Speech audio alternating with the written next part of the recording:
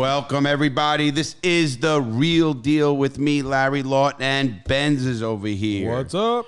All right, everybody. We got a fan, kind of a fan appreciation or a fan show. We're going to be talking to one of our fans. His name is Brian, and we're going to find out where he's from, how he listens to us, all that. And in this case, and it's an interesting case because he's actually an ex-felon as well. So before I get started, really, guys, check the book out right here, Gangster Redemption. It is amazing. You guys are already probably seeing the results of the website and everything for the Crooked Diamond.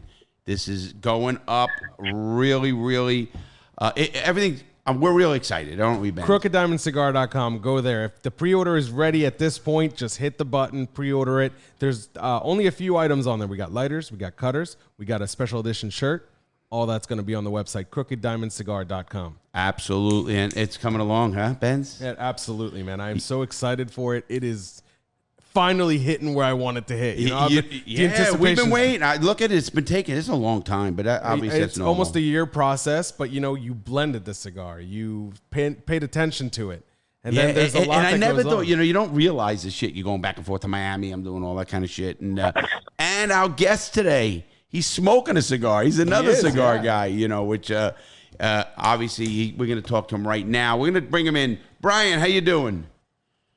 I'm good, Larry. Benz, how are you guys doing? Excellent, man. Excellent. It's good to have you with us. We're doing really good. And, you know, your case intrigued me because you were a young man when you made a really fucked up decision, and we're going to talk about that right now. Give us your age, where you're from. I'm 28 from Connecticut. Okay, you're in Connecticut now? Yes, I am. Oh, well, where in Connecticut? You know, my sister used to live up in Woodland or something like that in Connecticut. Probably like Woodbury or something? Yeah, something like that. You know, I robbed the jewelry store there. Yeah, you robbed the one in Bridgeport, right? Yep, I sure did, on that row. I watched that video. Connecticut, of course. So you're 28 years old. What are you doing now? So now I'm right now I'm in a little bit of a struggle. You know, I had a landscape design business. I was working at a flower store for about 5 years, and became pretty knowledgeable about plants and what works in areas, what doesn't for a lot of people. And the fun part is that I throughout my work, you know, I got to explore a lot of these really high-end areas in Connecticut. As you hear, you know, Connecticut has all these high-end properties. So the fun part was going to these clients' houses, which are $10, $15 million houses, laying out all this stuff. And it worked for a while. And then, unfortunately, my truck, which, you know, had the motor that could run the earth, decided it took 20 gallons of bad gas from a local gas station. And I'm the only one working on my own crew. So it put me out of commission. And right now, I'm trying to get back into it. I have a new truck, or new to me, 1999 F-250 that I'm trying to get back into work with, but damn thing leaks more oil than a... Sounds like you got some car trouble, man. You know... go ahead. Well, I was going to tell you something very important, Brian, and I'm going to try to give you a little bit of what life, in its way. You know, a lot of things are going to be thrown at you. Obviously, we're going to get into this in a minute here. You're an ex-felon, correct? Correct. When did you get out of prison? I got out in April of 2016. So you've been out 5 years. You were 23 when you got out. How old were you when you went in? 16. 16 years old. And you were a youthful offender, correct? No, they charged me as an adult. But did you get to see, they do charge you as an adult, but you also, the sentencing it's not, I don't know if they call it youthful offender there, but they can't give them, you know. Well, what they did was they charged me as an adult because they said that the assault with a deadly weapon, which happened to be an automobile, you know, was they said I was in New York State. I was on the edge of adulthood. So they did was they took youthful offender, wiped that off the table, and charged me as a straight adult. Okay, now you ended up doing how much time? 16 to 23, 6 years. 6 years. 6 years. I did 6 years. I did I did about 2.5 in Great Meadow Correctional Facility, which, Larry, I'm pretty sure you're familiar with, or know guys that have been there. Max, up in what was it? Washington County, New York. And then I did the remainder of my time in Washington Correctional Facility, which is right across the street, which is a medium. And I don't care what anyone says about state mediums, especially in New York. They can be wilder than the max.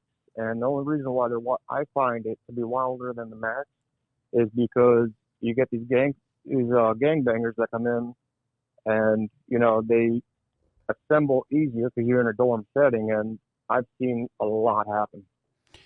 What happens is, here's the difference, and he'll understand this more than anybody. When you talk about max, they don't fight; they kill you.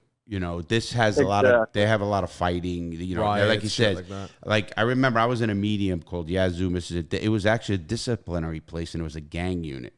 And fucking, you're right. I was in a B1, and there was a riot with the blacks and Spanish kick off. My buddy Ron and I are up against the wall, and we knew it was coming. I mean, we were convicts. I think I was in 9 years already, and it's coming. And you got to shut up. Give a shit and get your shit ready for the lockdown that's coming and all that kind of stuff. But what he's saying is, it's almost like the youthful offender places. They're warrior camps, they call them. And that's kind of what he's talking about here. When I was in Max when I started and all that, and there was a bunch of Maxes, it's just crazy. There's really, you could literally, they'll kill you. They don't give a fuck. Nobody really, and it's usually more mature, more wilder. These young kids, though, are fucking stupid, crazy, and they'll whip you with a lock or some shit and fucking. And Larry, I got a comment on that, man. Go ahead. So, New York State, you know how messed up the system is there, and I've been preaching it since I've been out, and I was preaching it when I was in.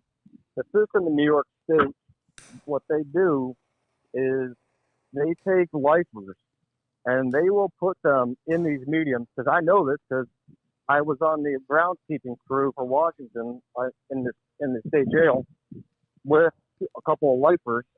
One of them, who, if you look him up, Brian Britton, he ain't getting out anytime soon. He basically killed his entire family with a 14-gauge shotgun. And holy fuck. Yeah, and he was out of New York. He was out of Poughkeepsie. Yeah, that was at 1989. He's got a 90 number. Yeah, and, it's usually like the guys I saw who did like that where we were. We had a guy who was an amazing chess player, unbelievable. We didn't know that he killed his whole fucking family too. He was like, not normal, not normal, but you had to pull papers on him. Yeah, holy shit. You know what I mean? And I get what they do is when they deem them not to be as a threat as the maximum security, whether it's escape threat or a violence, using his staff, they'll say inmates, but they don't give a shit. And like what he's doing, he preaches, and what I do, understanding how violent the system is and how bad the system is. And here's the problem with the system, obviously. There's no uniform way to really do it, and they shouldn't. Because every case is different, you know that. I mean, as a guy, you take a young kid who's more mature, you take somebody who's not, or an older guy who a propensity for violence. They put me in there really to fuck with me. I should have went, maybe I shouldn't, but I mean, they didn't like me, so I mean, I had nothing coming with the system, and I think that sounds like him. And you know why it sounds like him? Tell him your case, Brian. You told me it, but I want you to explain exactly what happened and how you got to be arrested and then sent to prison. Sure. So when I was 15, had a nosy neighbor. They were because how old school families are. You get reprimanded and you get the shit beat out of you when you're outside or inside. Well, that's how it was in my house. And to be honest, I don't remember exactly what happened, but I was going to a technical school. Then I went to public high school, and I think when I just went to public high school, I was so pissed that I actually left the high school I actually cared about and went to, some shitty public school where, honestly, I'm be surprised if half the kids there didn't end up in jail in the first place. But I was pretty bitter, missed classes and stuff, and I don't exactly remember the situation that happened that day, but I had a nosy neighbor call the cops. One of them was, or as a guess of someone other neighbor, called the cops because my dad, he was old school. He'd show you how he felt rather than told you. And the state came, they separated us, they put me up in a home up in Hamden, Connecticut. And how old are you? I was 15 at the time. Okay. So go, yeah, so what there, happened with the case itself? Like you had obviously there's every one of us sitting here have something of that. Meaning, I don't mean that to downplay your situation at all, but I always look at young people and everybody. You know, you be in prison, you do enough legal work, you look and you see. There's always like, look at me being abused or something happening. Where did it turn? You know, he's talking about his turning point, which I liked. And now, what did you do to get yourself arrested? Yep. So while I was at that home, I got in contact with some other guys that, you know, it's not a secret. You know, I'm an automotive guy. And so one of the guys said, hey, you know, I know how you can get your first car. Got to talk to these guys, which I should have known at the time was going to be a red flag. But, you know, it didn't happen. You're 16. So I went in. I just turned 16 at that time. And, you know, one of them was more like a, you know, I guess you want to call it like a mob style. You know, we have to pick up some payment where payments due. So it was steal a car, bring it to a place, and collect the money, and then afterwards, you know, you get your pay, and eventually, you know, you do whatever you're told. You get your car that you want. So at the time, stole a car, and I don't know. I hear you talking about MapQuest all the time, Larry, and that's what I had. I had to print out from MapQuest. MapQuest, old school. Yeah. Yep, and it sent me because this is 2010, and like. You know, I didn't have a smartphone. I had a flip phone, so I had to use the MapQuest directions, print it out. So I missed an exit, and just happened at that time, one of the guys came by, and there was an argument because we stole the car from a dealer. So I was by myself. I had to look out, got in, got the car. Afterwards, that car ended up getting taken back to the dealer because state police found it before we could do anything with it because we were in the wrong area. They found the car pretty quickly. Then the second car came and they were like, look, you're not going to fuck this one up. Go get it. So I had a spotter. I went out, collected the car. This guy owed X amount of money. I'd say around 15 grand because that's about the total of cars that, you know, we ended up stealing from him. It's just 2 Mustangs. And the second one, I got lost on MapQuest directions, which was a huge packet because I was supposed to go to Jersey, and they were having me back road through New York. And I was in Westchester. I'll tell you, MapQuest sucks. Still. It's Larry's favorite map, man. You're on your way from wherever where you were. From Milford, Connecticut to Jersey. Going through New York. Westchester. Right. Yep. I was going through Westchester, and I filled up at a gas station. Now, here's where shit gets blurry because I didn't know a lot of these facts until after I got out. But this cop that was coming out of a Red Lobster across the street, number one, he said that he saw my driver's side rear tire was flat, and he was going to pull me over for it. Your what? Your driver's side rear tire was flat. That's exactly what he said, apparently, in his testimony in my case initially. So I leave the gas station, and you know the car still has the window sticker on it, but I borrowed the dealer plate from the desk at the dealership, so I slapped it on the back of the car, and I'm driving, and this cop, he gets so close to the rear end of my car, and it's 2 lanes on each side, and he is so close that his bumper guard must have been like 6 inches from the rear of the Mustang. Because I'm looking up, I can see the outline of this guy's face with no light bar on, no siren. So I actually felt a nudge at the back of the car. So I actually looked back, and it's just the cop. So I went, you know, a little bit faster. Mind you, I'm in a stolen car trying to go the speed limit. So I bump it up a little bit to 40, 45. He's matching my speed. He's doing the same thing again and again and again. So we get up to about 65. When we get up to 65 miles per hour, he hits the lights and sirens, but he doesn't leave me anywhere to turn off. Where I'm at in Westchester, all these private houses and stuff, they have these big walls outside. And I couldn't turn off because if I did, I'm in the right lane. So if I would have turned off somewhere, I would have ended up in someone's mailbox. So I'm looking, you know, panicking. What the hell do I do? And finally, after about 2 miles, there was another cop from another jurisdiction sitting there, Irvington, This one started in Elmsford. He was sitting there at the in the middle of the road.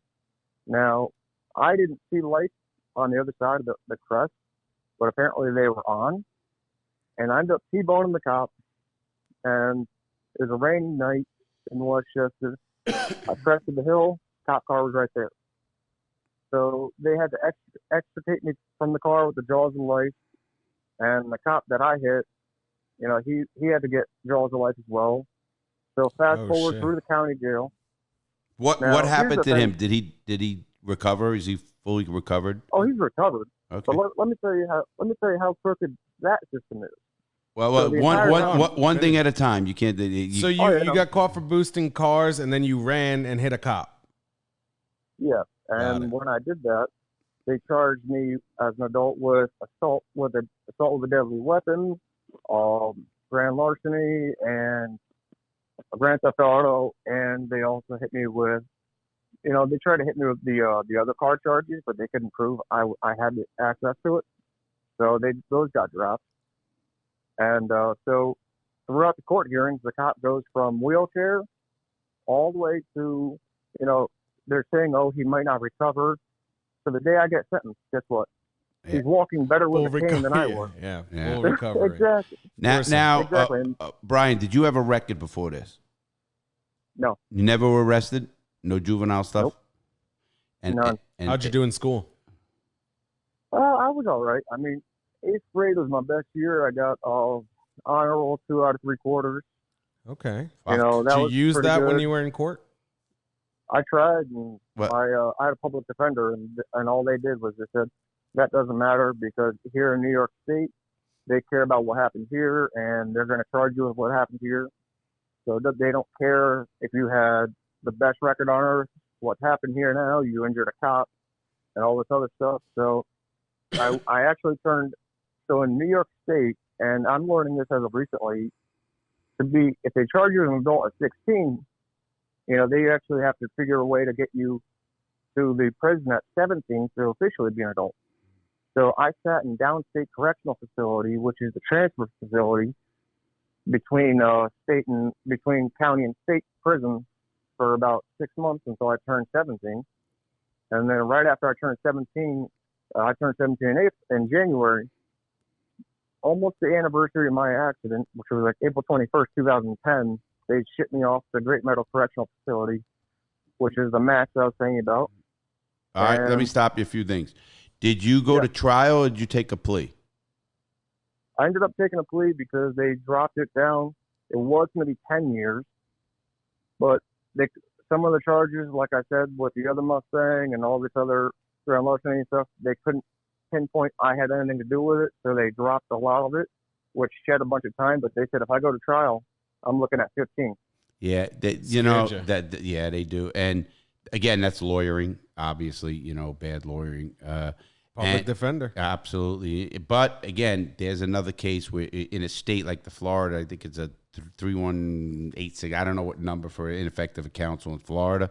There's a number. It's like, again, 2255 in the feds. The state, I used to know, 3186 or something like that. And this state, too, they all have ineffective assistance of counsel. Obviously, it's harder to fight that with a plea deal than it is when you go to trial. Sure. And obviously what they do also is that they scare you. I mean, and rightfully meaning, you know, sometimes you look at your life and you say, but he's 16 years old, you know, 16 when it happened, 17 years old. You probably, when he went to the, you know, the facilities, they put him there, obviously, because different states have different laws.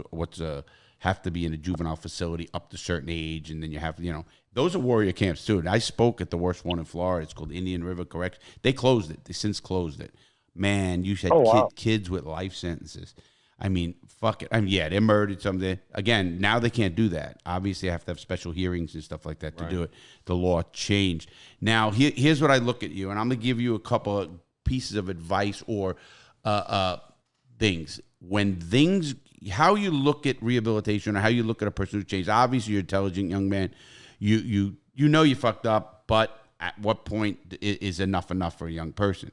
But here's the big part with Brian, is Brian has to understand, and it's hard, and it's very hard. It's very easy to fucking be great when everything's going right. It's when things go wrong and you don't fucking go back to crime, you're truly rehabilitated. Like I remember I had a lot of hard years, and it was so easy. And we talk about that, you and I, Benz, how easy would it be for me to do something and make a lot of money real quick and live that different life. You too, and I know that. And we don't have all these gravy years, you know. It's like, you know, you're always juggling stuff, you do things. And I remember that. I mean, and you say, when is it going to happen? Will it happen? But you believe in yourself, you keep working, and things happen. You, Brian, especially at young, you're 28. I tell young people right now that I got out of prison at 46 years old and changed my life, not only to become a successful man, financially successful, but not only that, it was more about me changing truly who I am, that I don't even think about robbing a fucking jewelry store, unless there's the 20 million. Exactly. But 20 million, it doesn't say maybe 20, 50 million.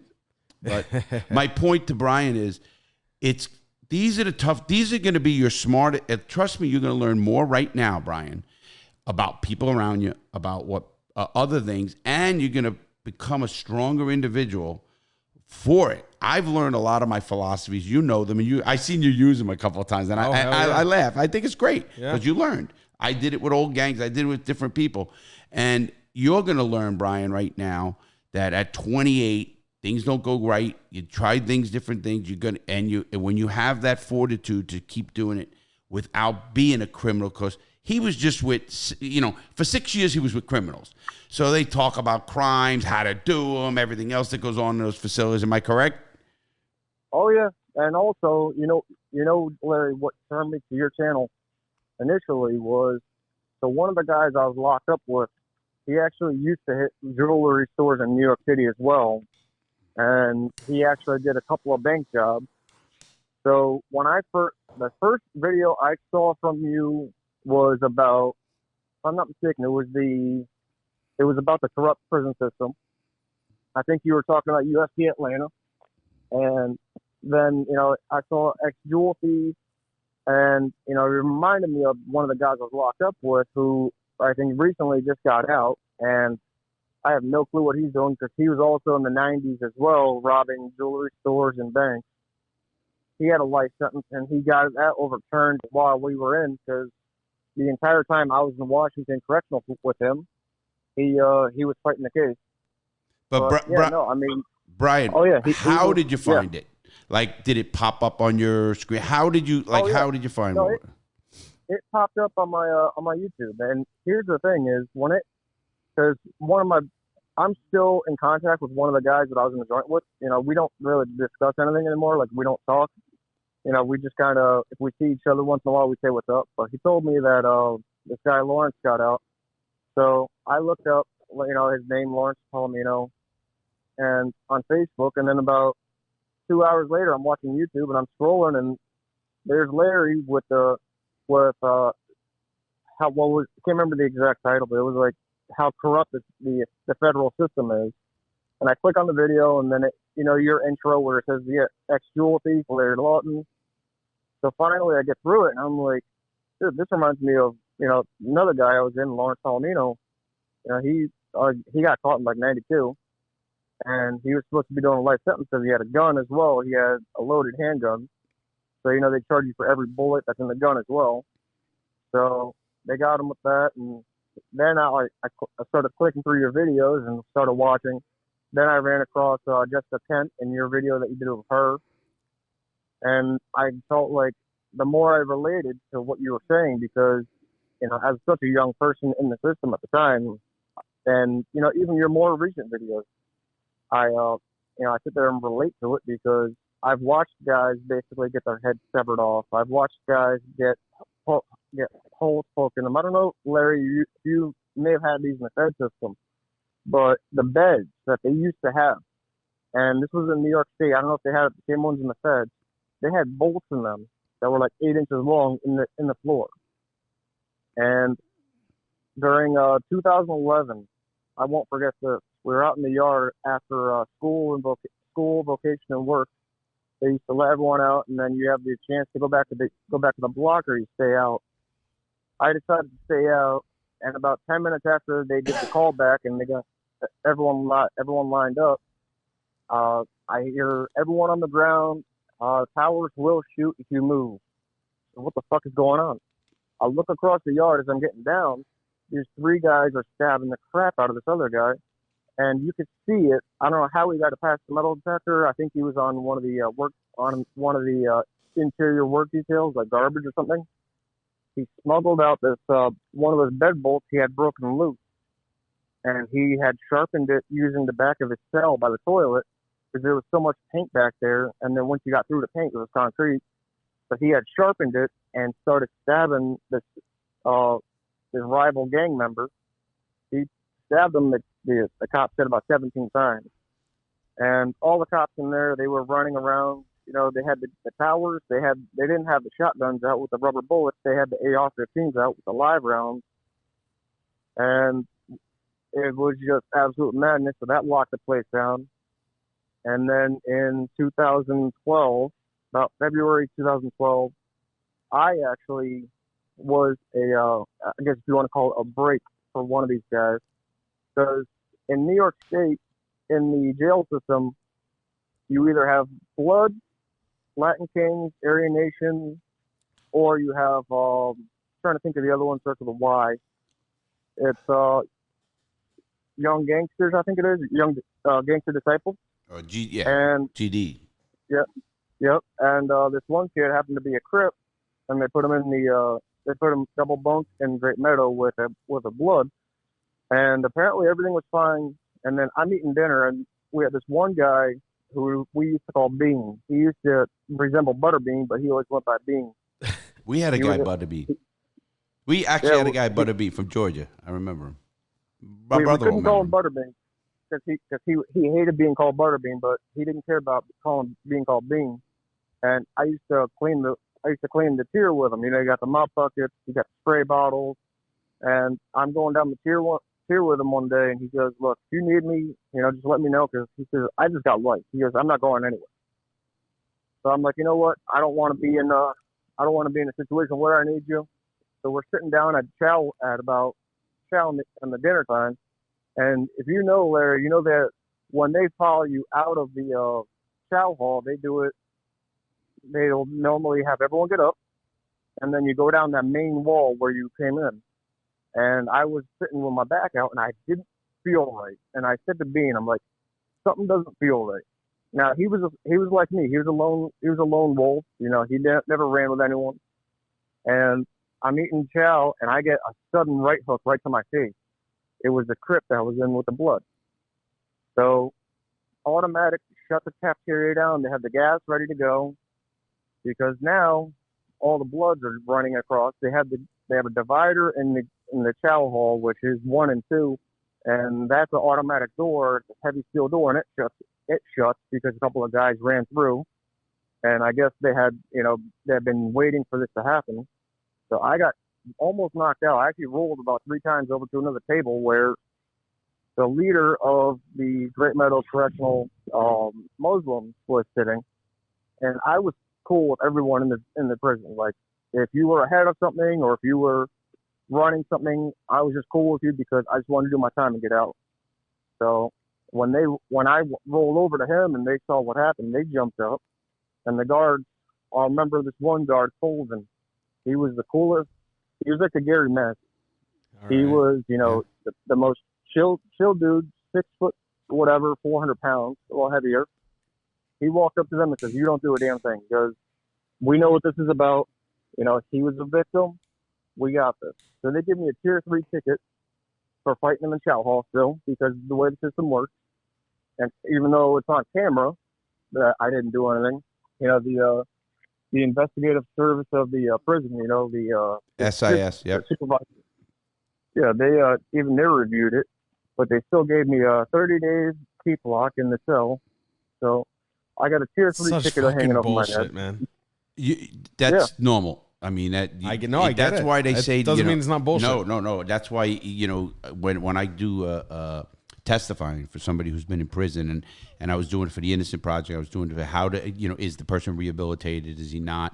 I go and I get all what their infractions were and everything else, and when I see young people get fight, there's nobody who goes to prison, but doesn't get into altercations of some sort or whatever it is. And even if you're in the same room, fuck it. Yeah, so you Exactly. don't look at that and say, oh, he's a bad guy because he had. Listen, if there's a young, cute kid in there and he's 21 years old, he's going to be tried more times than he wants to be tried, and he's going to have to do what he's got to do to survive. Whether it's a lock in the fucking head or the fucking, what he's got to do to survive to make himself, defend himself.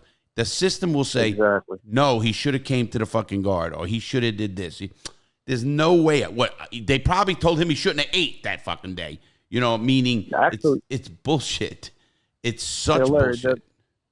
you want to know what happened right after they because they take you out once you get into a fight in the chow hall or anywhere. They take you out and strip burst you and all this stuff.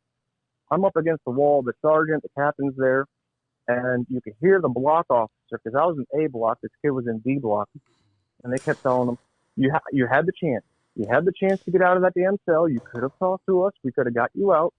And this is without the kid saying anything, because they know who you are. They know when you go in. They know your tattoos. They know your record. And the cop just kept saying, you had your chance. I told you. They're writing their own report right there and then. Yeah, exactly. There's listen. The system's so broke, and he's just really reiterating how broke the system is, no matter whether it's state or fed or whatever it is. And the sad part of it, now he survived it. He's out. He survived it. He's going to do, he has to just keep that mindset. There's nothing. I try to tell people when they get out, two things. When the roughest fucking times of your life, you don't have a job, you're fucking almost homeless, you do everything.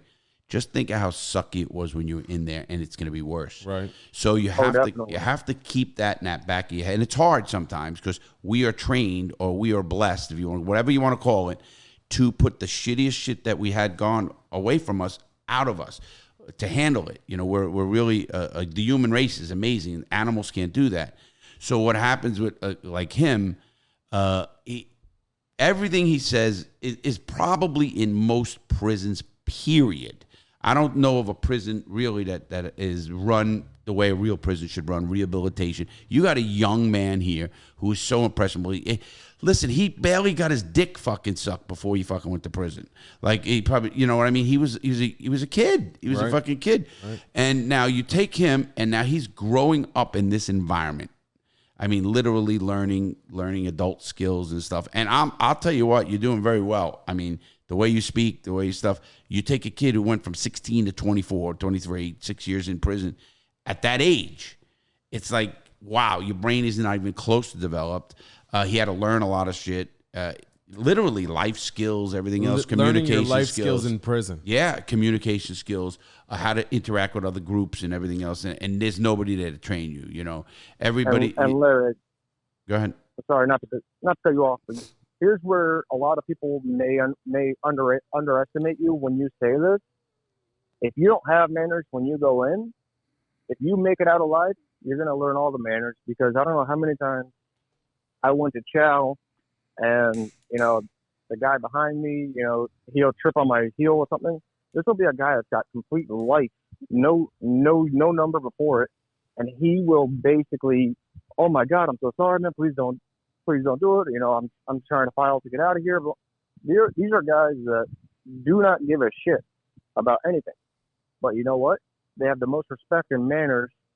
And if you don't go in there with them, you're going to leave with them, because I went in there, I had my manners, I had an idea what I was going to do. Because when I was in the county, I had this guy, Bones. He was one of the porters, and he told me, he said, look, because they knew he was shipping me out the next morning. So he said, look, whatever you do exactly what you did here. He said, you don't run with anyone, you run by yourself. And he said, you keep your mannerisms the way they are right now, you're going to be all right. Because you know as well as I do, Larry, that the county is completely different from the.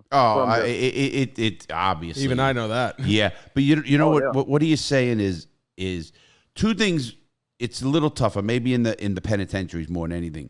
Is it's very hard as a young person to not fucking group up or go. They call it jump on a bus. Who you're going to run with. And it seems lucrative. Well, no, I mean, it's a protection. It's right, a family, exactly. It's everything. And he didn't. That says a lot. That's hard. And I know we could sit here and talk. If I talk to him for an hour, 10 hours, whatever, it wouldn't matter. There'll still be things that happen to him that he don't want to talk about for a long time. I know, because it happened to me and everybody else. But to come out and be able to articulate his whole entire story and not, yes, he's mad. There's no question. He knows the system's fucked. That's number one, which is, in a way, I hope he realizes never to go back. Well, that's the segue to a big question that I have for you, Brian. What's up? Here's the biggest question in my opinion, and that's gonna make your story either more interesting or less interesting right away. Do you feel like you did something wrong? Do you feel like you were at fault? Do you feel like you got the time you deserved? You know what? I do feel like it, and there is a slight twist on it, is because when I got out, I learned that the cop that chased me, he had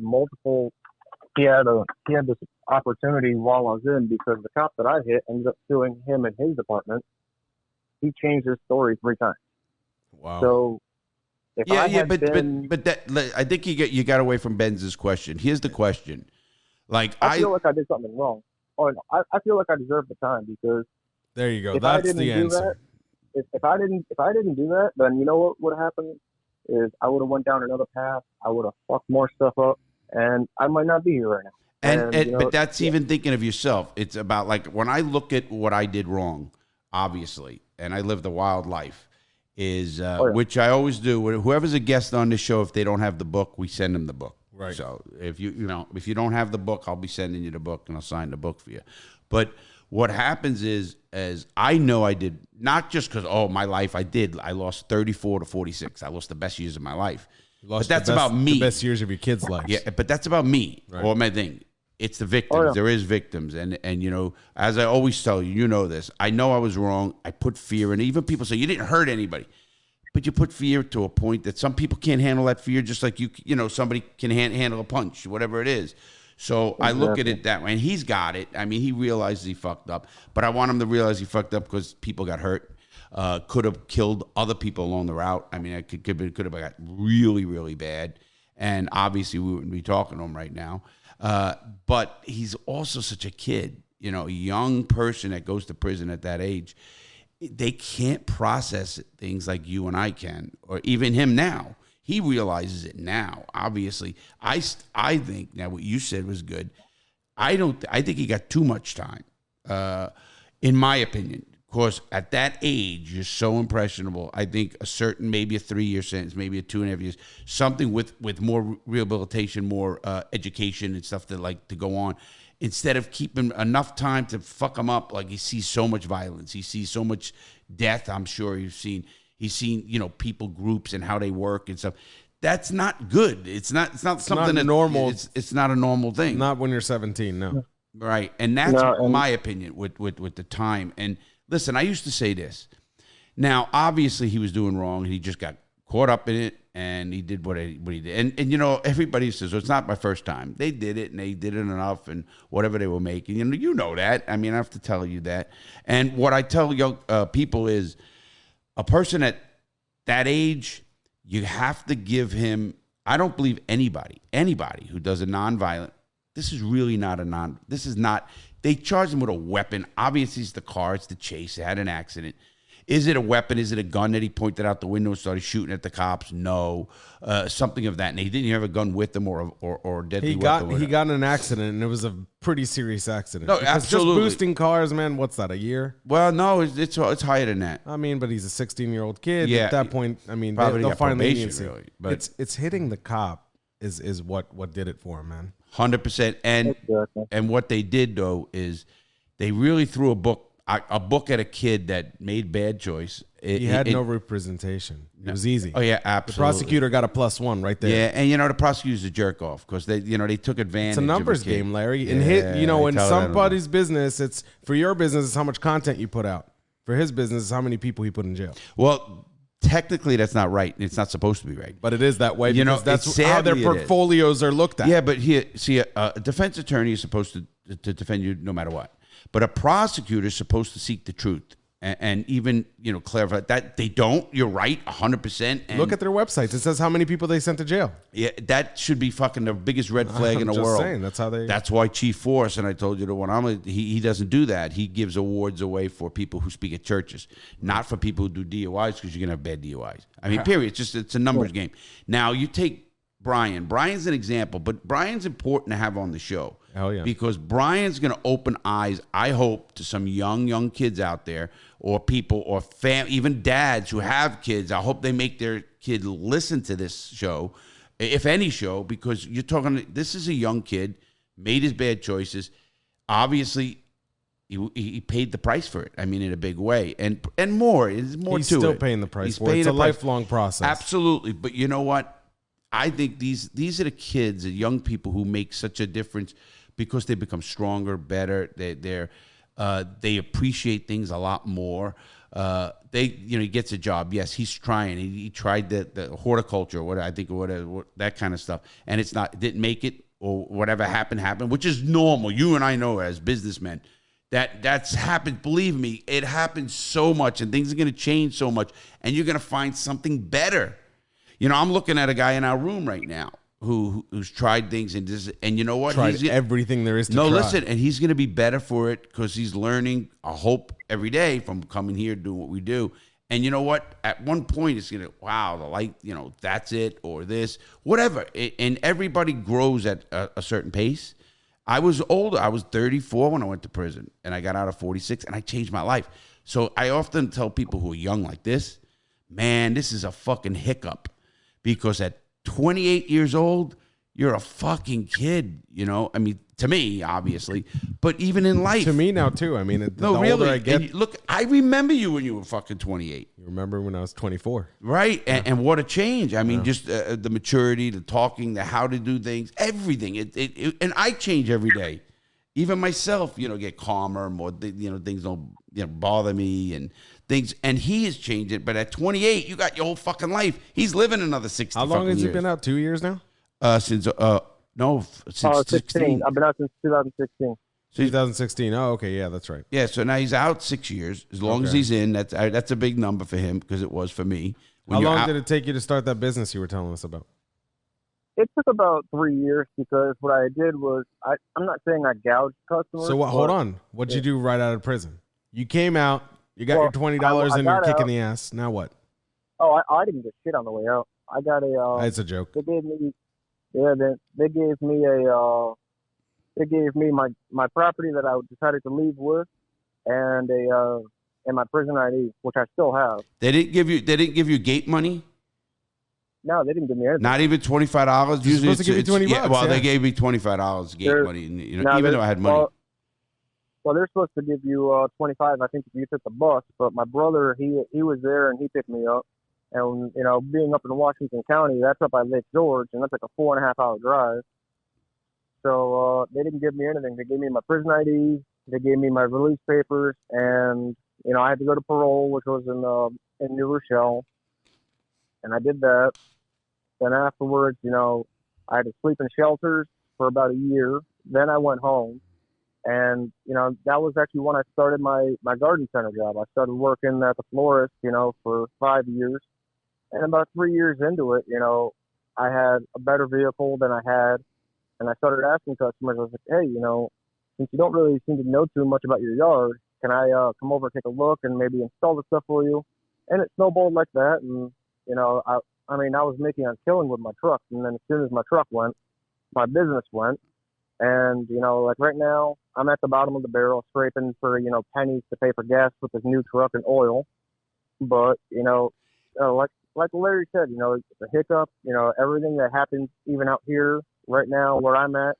Yeah. You know I am actually cooking like I am in prison, because I do make I still make the ramen soups because that's what I can afford. And I love that. And he's really, really showing that he first of all, it's a great business learning. I mean, he knew, again, could have he put a few dollars aside for vehicles and this and everything else and stuff. What a learning process, and he's doing it on his own. This guy didn't go to Wharton, Mr. Benz. I don't know anybody who went to Wharton. Donald Trump. Yeah, okay. And this, I mean, he's really a product. His success, I hope we follow, because you're going to see ups and downs and stuff. And then when he gets to a point that now I got it. Like, it took me, for so long. Even me as an older guy. You know how bad I was at business. Joe used to yell at me. Yeah. I mean, this is my buddy who passed away. He's got a tool that you couldn't use, though. When he was telling how hard he was scraping it right now, Jason from across the room, Jose, was mouthing to me, "GoFundMe." Right? Either that or you say, "Go fuck me." I don't know. Which one was it? Oh, GoFundMe. Yeah. So I think what he's trying to say, Brian, is you should start a GoFundMe. If that would help you get back on your feet. I know I'd throw some money in there.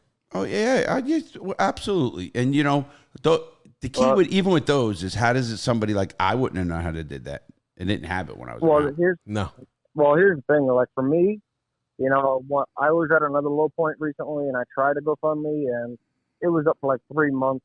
And, I even put, the picture of my truck. I even had a YouTube video, and I took it down when I sold the truck. But I even had a YouTube video of, the issue that was wrong with my truck. And I posted the link to GoFundMe, look, just basically lost my entire business, and I'm working on regaining. So any money coming in would be much appreciated. And I would make future content, showing where the money's going. It was up for 2 months. I didn't get a dime. And I promoted it everywhere. And, it's like, I busted my rear end. I did what I could. I guess it sounds easier than it really is. No, GoFundMe's are, but not even that. But I remember when people money. I remember getting an ex-con a job in a lawn service place, paying the lowest of you can, lawn service, and the kid was such a good worker. Most ex-cons are good workers, fucking great workers. They're eager to please. They want to stay out. They're happy to be doing what they're doing and not being in jail. And listen, all they want to do is eat. Yeah. Literally, and they know how to survive. I've worked with a lot of them, and I like Larry, that. You're right about the eating there, Larry. Because I'll tell you what, you said it right. And what sucks about Apple Podcasts is that they play from the newest to the oldest. So I'm still catching up on your earlier content. But you said it right. You said, when a lot of guys say, "Oh, do you miss sex more than food?" No, you miss food. Because I'll tell you what, my brother took me out to Applebee's, 5 minutes out of the joint. Went up to Glens Falls, and they had an Applebee's there. And if you ever been to Lake George, you have to go through like Glens Falls to get there, and they have these huge outlets and these huge restaurant areas. We go to Applebee's, and I'm not even kidding you. Like, I ate just like random stuff I found on the menu, which tallied up to like $90. And my brother's looking at me like, "Did they feed you in there?" I just got out of prison, motherfucker. Yeah. Exactly. It's so and true. I looked at him. I looked at him, and I said, "Look, I'm happy right now just to eat all this and not have a sip of beer, because at 14, 15, I started drinking, a little bit here and there because it was in the fridge in the basement, my brother's beer. But start with alcohol. They all do. Yep. But you know what, though? I said to him, I said, "You should be happy I'm ordering this instead of alcohol, because if I would go to alcohol and then I go to parole and go piss in a cup, guess what? I'm fucked." Well, no, you're fucked. It didn't have anything to do with him, and you did the right thing for you, and that's the smartest thing in the world, obviously. But it's so funny with food. Everybody, I don't care. Here's another thing. Brian, what's your number? Yeah. What's your prison number? 10A5912. I'll never forget that number. 522240004. I mean, it's something that's embedded in your fucking head. You ask anybody who's did time like that, they know their number. That's your social, man. It is just, it's who you are. I mean, I hate to say it. It is. And obviously, I'm different because now I try to teach it and show people that even though you have a number in your head, you're still fucking who you are. I mean, you made it. You're out now, and that's a big thing, because there's kids at his age, they kill someone in there. They fucking stab somebody and they get a street charge. And they get things, and before you know it, they don't know. And the system don't give a fuck. They don't give a fuck. They really don't. And instead of understanding how the age and the and they know it. Psychologists know it. People know it. Same with the military. I'm not a believer in a young kid. I went in the military at 17. Maybe my era was different, but how are you giving a fucking kid a rifle at fucking 17? Tell him to 18. Tell him to kill a motherfucker. All of a sudden, you don't think his brain's fucked up? Come back and be normal. No, it doesn't happen. It doesn't happen. And we know this, but we do nothing about it. Right. As a society. We do nothing about it. We know the brain does not mature till 25 and a female 23. That's not me. That's numbers and zillions of surveys or the tests and everything else. And yeah, I mean, literally from like MRIs and, you know, they have brain tests and all this. And now you fucking expecting this person to be a normal person, you know, and they're going to make choices. Now, I'm not giving them an excuse to do things. That's number one. I'm not saying it's right. I'm not saying, you know, oh, just do nothing because he's young. But you have to take that into account in a big way. In his case, I don't think they did at all. You're not talking about, again, he fucked with a cop. That's it. And that's his. But mine was I wouldn't rat. So they put me into a fucking maximum security prison. They were waiting for you to fall apart, though, in a sense. Oh, absolutely. They tried to break me. Yeah. I mean, in a lot of ways. And, you know, my inner fortitude was so fucking, like, you know me. I mean, it's just. You're a hard-headed person in general, so. Yes. And now you add this fucking shit into it, and now it's fuck you. You know, and then you go through your process of mad and you want to fight. And I did fight. I fought. I couldn't beat him. I mean, broke my hand, fucking hitting helmet. What the fuck am I going to? You cannot. This fucking, you know, this ninja shit that you fucking read. Don't work. Don't work. You got fucking 5 mooses coming into your cell and they ain't a piece of. They're trained how to use those sword teams. One takes one limb. You know, literally. That's all their job is. Right. And then, you know, you're done. So those turtles, well, I don't know about you, Larry. I don't know what, if you call them the sword team, I call them the turtles. When they gear up, the helmet, those shields, and they're all armored up. Is he saying that? They call them turtles. Turtles. The turtles. Because they're turtled up. You can't well, yeah, like they're in a shell. Yeah, they're in a shell is what he's really saying. So no, I get it. And when they would come through, you know, here's the thing that a lot of people will never understand. And me being 17, 18 at the time was, you know, when I was in the max, you know, they would have it would be like a break room, but this is where the guys that were all suited up to be turtles, you know, they'd be waiting for a fight or a lockdown situation to happen, and they'd be gung-ho all about it, like they give them freaking speed or something, and they come running out, beating the crap out of anyone that was in their way. If you're not on the floor, in prone position, they beat you. And beat you, and keep going. Literally. Yep, and that's exactly when I got in my fight, and I saw the scars on my knuckles from I went bare bone right into the pavement, missing a guy's face when he turned. And that's happened to me before, by the way. That's excruciating. Yeah. Well, took you about 10 minutes to feel it? Oh, his adrenaline is. Yeah, his adrenaline is fucking going. Once the adrenaline goes away, I've done that before. I have the scars. Look at this. I got stabbed, and I didn't know I was stabbed. Yeah, it's fucking crazy how that works. It's amazing. Twice, and you're in the heat of battle. It's so you missed the punch. You hit the fucking guy. What's next? I got the guy about 3 times, and you know what he tried to come at me with, and I didn't even see it. You know the chain link fences that you have all around the joint? Yep. So this guy, we were on the landscaping crew, and he would do is, while we were out and among the place, he would take pieces of the chain link out, scrape off the outer layer of the green coating, the rubber coating. He'd scrape it off in the pavement, and when he got up by his cell block, he would drop it, you know, in the grass, and someone would pick it up, buy it, whatever. He had one, and we were on the same landscaping crew, and I got to tell you, the crew I was on, I'm not going to mention the officers' names because they still work there, and I respect them too much. You know, maybe when they retire, or Larry, I'll tell you on private call who they are, so you can probably look them up because they're the top dog officers. You know, they walked out. You know, they had to go to a fight, so just us down there. And this one kid thought I disrespected him because I had my back to him and I wasn't answering. The reason why I wasn't answering, not because I was being disrespectful, but because I didn't hear him, because we had everyone in there. We're cooking venison that they brought in. You know, we're cooking potatoes and everything. I didn't hear him because we have a bunch of guys in there. We got the local rock station on. So he took it as disrespect. So he pushes me. He says, yo, I'm fucking talking to you. So I turn around and I said, well, speak up. And he took that as, let's go outside. So we go outside. And remember I told you about Brian Britton. He's a lifer. He's got his own sister who survived the shooting is petitioning every time he comes up for parole for him to stay in. So he comes out and he knows what's about to happen. He's about ready to jump in. And this guy comes up to me and I didn't see it in his hands, but he pushed me, and as soon as he pushed me, I punched him in the face. We get down on the ground, and I keep punching. Then finally, he turns his head just in the nick of time, and I scrape the pavement, And just as soon as I did that, I saw blood, but I didn't know where it was coming from. And I kept punching him. And finally, Brian pulls me off him. He stands back and he goes, "Shit." I go, "What?" He goes, "Look at your knuckles." When you make the closing gesture with your hands and your knuckles, when they contract, I can see the bone in my middle finger. Yeah. And yeah, I can see the, But is that where the blood came from? Yeah. He mentioned the fence thing. I made a great shank that I made a. Well, Here we go. What we call them we call them pokers. So there's different kind of weapons you make. Sure. Well, it's what he's talking about is you take a fence pole, then they got all the fence. You know the thing that keeps one fence to the pole, thing? Used to take those off, right? And you put three of them together.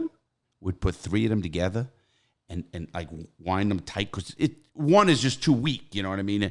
You put three together and you scrape them. You get them pointed. You put them in a piece of wood. Holy fuck, that's a great poker, man. And fucking, I had my share of fucking weapons, but it just clicked when he said the fence link and the fence because they're easy to get. A lot of things it's hard. I mean, to get certain weapons, you make them off lockers. You can make weapons off every fucking thing. What's the most common, do you think? The one that I grew up thinking was the prison shank was a toothbrush that was burnt and then scraped. Well, yeah, but not only that, the better ones to do that are a razor comb. Razor comb? Yeah, what we used to do is you take a straight razor, you get it off the Listen up, kids. a razor. Yeah, razor. And you get a razor and, because they give you a single razor. And we used to put silver paper from a magazine back in there so the guard thinks it's the razor and they throw it out. So they don't not looking for the razor itself. Fucking smart. So you take the razor itself now, you turn the sharp end, you get the top. They used to give you a comb, like a little black comb. So burn it. It's a little bit thick. No, you don't have to. You get it first started, and then you can do it. Then you turn it around. You put the end in, the dull end. Yeah. And now it's just a razor. And I cut a guy right across his fucking chest, and he was trying to give me a Bible. It was really a sad story, but that is fucking sad. Holy shit. I didn't know. I mean, I was a kid, but you go to prisons like at Rikers Island. Those places, people put them in their mouths, put them everywhere. But the razor comb was the first thing I've learned to make in prison. Now, as far as real shanks, you used to get like shit we used to call them swords or shanks that'll fucking just kill you, Yeah. You get, and you sharpen them on the edges of the yard, or it's like he's saying, the concrete where in his cell. And I mean, you can make them as long as you want because the top of a lock is that long. Now you go, how are you going to break that? How are you, believe me, we've done every fucking thing. First, we'd get CMS in there. That's the prison made. Once you had those guys, man, you're getting fucking real fucking shit made, And in penitentiaries, every motherfucker had one. Right. That's a little different than any other prisons. Did you have any? Did you have any? I did. I had a couple. I had one which was pretty basic, but so in the library at Great Meadow, they had it actually passed the screening and went to Washington with me. I don't know how the hell that happened, but wow, I forgot. I guess I had it in my toothbrush holder, and I had some toilet paper wrapped up in there. Didn't even have to suitcase it, Larry. Yeah. Did you have a suitcase? No. Anything? No, I did not. Not that he's willing to say on air. Yeah.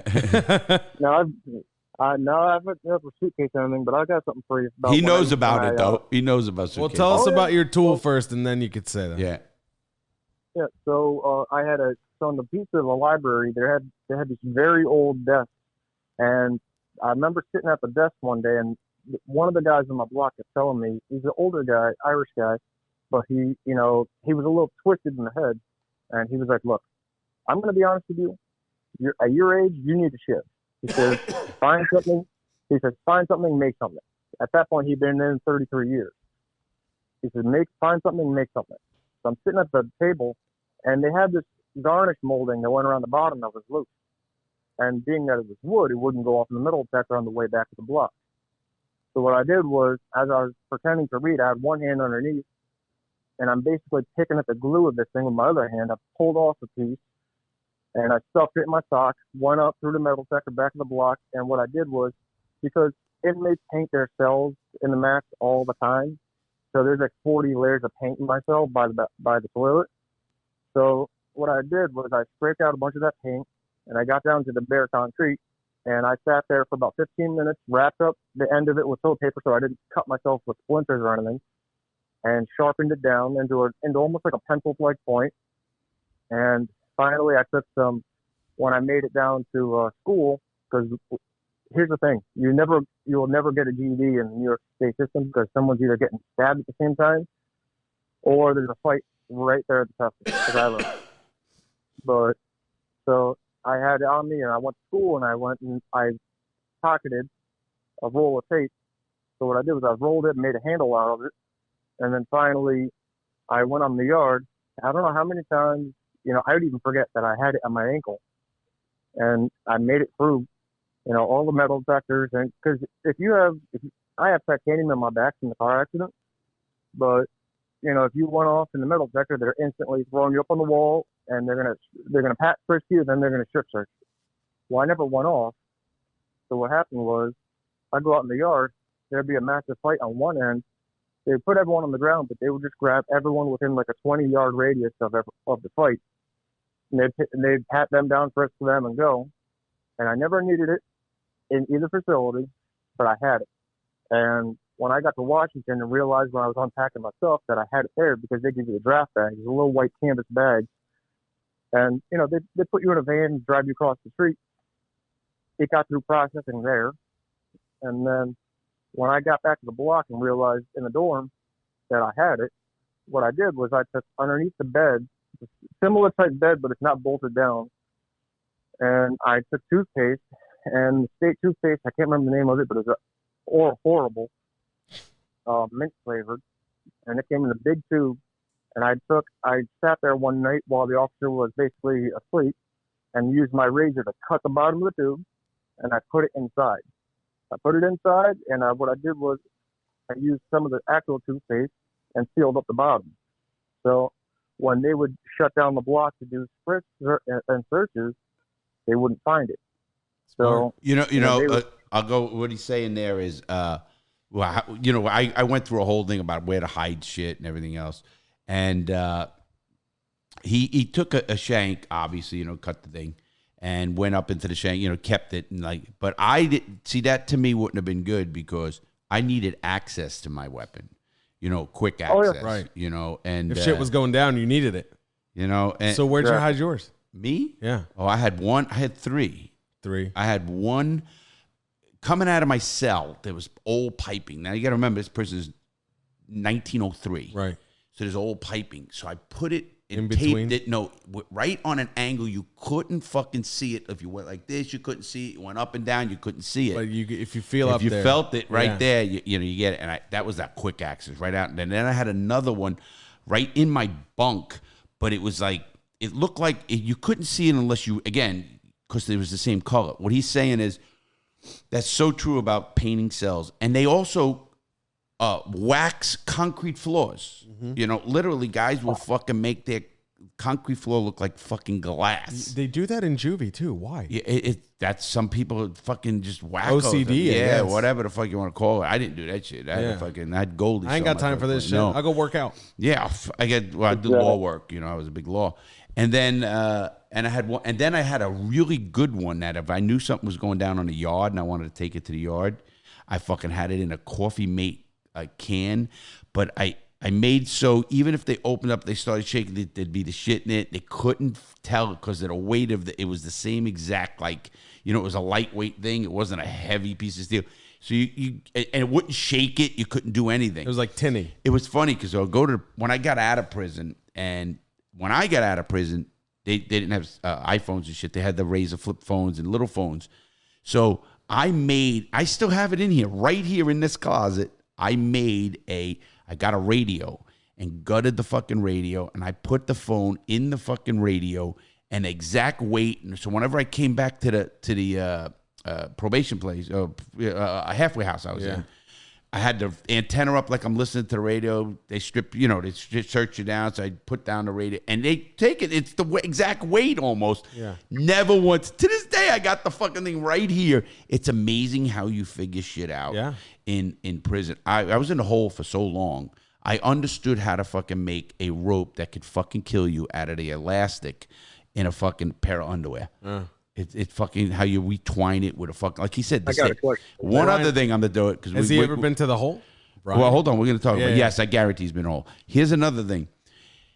The toothpaste he's talking about, we call it state. Even the feds call it state and the state soap.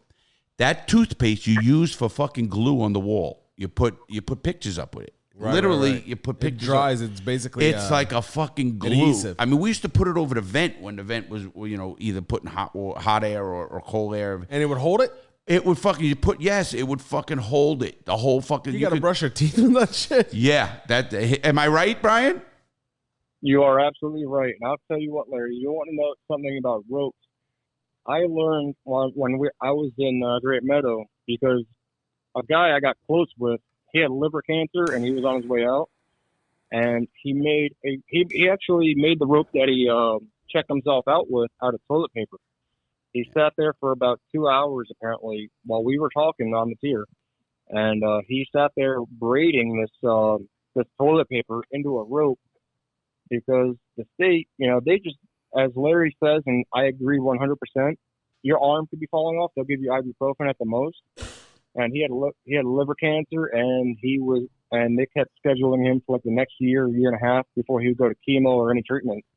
Randy he was suffering talking so about that. bad. Yeah, they kill you. He was suffering so bad that when they cut him down, they realized that the toilet paper, the state toilet paper, which is single ply, he sat there for at least 2 hours and made a rope out of 2 rolls of toilet paper, and he found the spot right over because they're automatic electric doors that close. They're gates, well, they have bars, and right above it, he found the mechanism where he was able to hang himself. And when he kicked the garbage can, I heard it because he said, "All right, I'm going to bed. I'll see you soon." And that was, I heard the garbage can kick over, but I didn't know what it was. I thought maybe, he shut his light off, kicked the garbage can.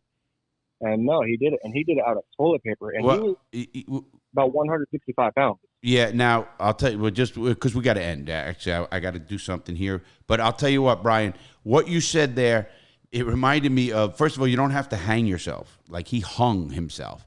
All you got to do is put the rope around your neck, put it on the edge of the bed, lay down, and your air cuts off, and before you know it, you're dead. That's really what I've seen that a lot. Yeah. I've never seen somebody hanging like he's you need a strong enough rope made out of toilet paper.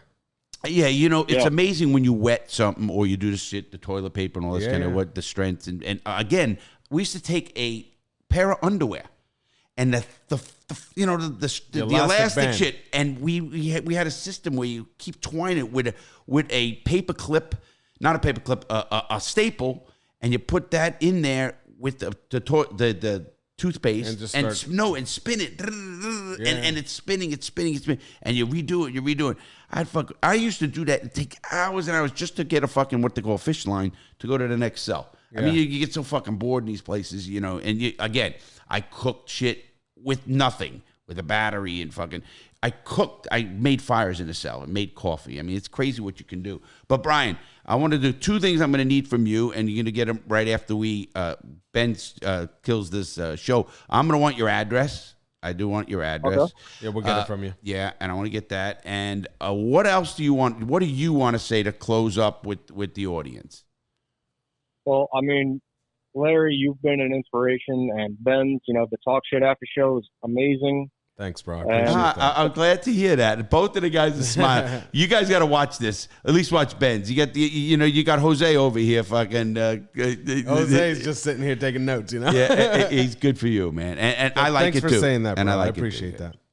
Yeah. And you know what, Larry, what you stand for, that's what kept me subscribed to your channel. Like, I follow your Reddit, I follow what I can, and also, the Crooked Diamond cigar. I actually get my cigars from a Oliva distributor here in Connecticut, in Norwalk.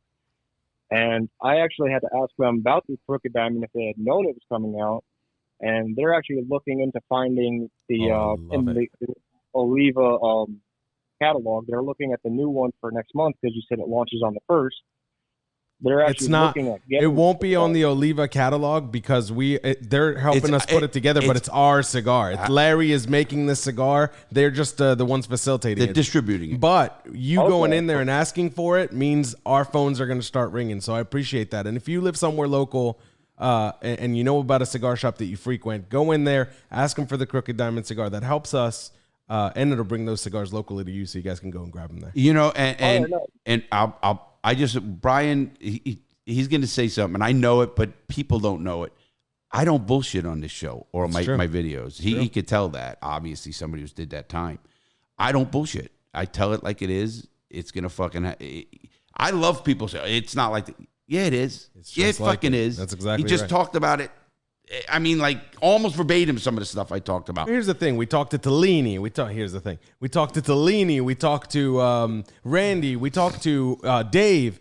All people that have served hard time. You and now Brian. And here's the thing. One thing is consistent. Everything that you say just keeps kind of repeating from different mouths. And you know what? In a sense, it's very important. I love that we do that on this show. It's a very unique perspective to people who don't see it.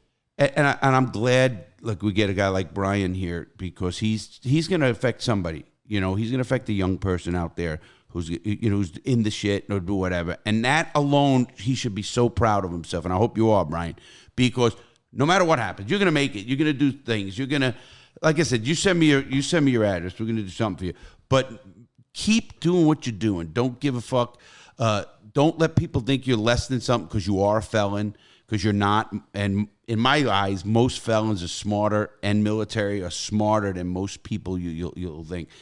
You become well-read. You read a lot of books. You read magazines. Even in the military, you do things differently than you do as a person who's just It worried lets you about appreciate shit. what it is to be free and be out and do your own thing. Yeah, and that's what he has to keep. Definitely. He has to keep his thoughts and everything he has to do. He has to keep it going when he's down, like now. For sure. And I'm glad he called, and I'm glad we got him on the show. And thank you, Brian, again, for what you do. And you got to stay strong. Keep in touch with us. We are going to close it now. Do you have anything to say, Benz? That's it. I mean, if you're not on Discord, get on Discord. If you're not on our Instagram, it's at that Benz, at Real Larry Lawton. Add us, talk to us. Suggestions are always welcome. Even if you just want to say fuck you, call me arrogant and ignorant. I'm all about it. That was the funny one. But, you know, I just want to say this too. You know, great job again, Benz. Keep it up. You guys doing the after hour show, both of you. Thanks, brother. Keep doing. You know, I got your back. I'm going to support it no matter what because I don't want it to fucking fail. and I don't think it will. I think you're going to learn. You're going to keep evolving. That's all I'm going to say. We're doing that. And I'm not going to try to tell you what to do. Remember? Anyway, with that, Brian, again, congratulations. I'm glad you're out. Thank you for coming here. Stay on the line, Brian. Everybody else, listen out there. Make good choices, please. I emphasize that in every video and every podcast and everything I do. And I mean that because I don't want to see people go to prison. Have a great day, everybody. Please stay safe, and we'll see you next time.